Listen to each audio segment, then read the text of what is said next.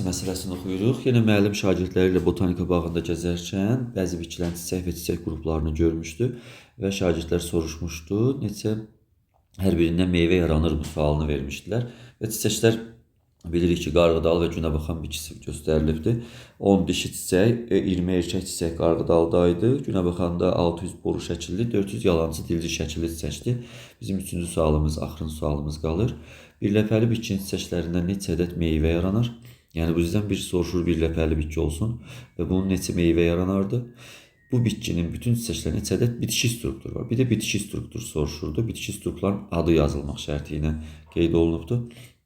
Bitki strukturlar demək olar ki, hansılardır? Biz bunlara baxmalıyıq. Düsturları yazmışdıq, bir də yazmayaq deyə qayıdaq buna baxaq. Deməli, qarğıdalı birləpəli bitkidir. Bilirik ki, bu birləpəli bitki olduğu üçün biz buradan danışacağıq. Və burada deyir neçə meyvə yaranar. Meyvə təbiidir ki, dişi çiçəkdən yaranır. Bilirik ki, bu 10 dənə meyvə yaranacaqdır. Düzgün cavab, deməli, 10 meyvə yaranacaqdır burada, 10 ədəd meyvə. Bəs bitki strukturlar hansıları idi? Bitki strukturlar bütün çiçəklərdə soruşur və bitki strukturlar görür ki, çiçək pərdəsidir 1, çiçək pərdəsidir bu 2.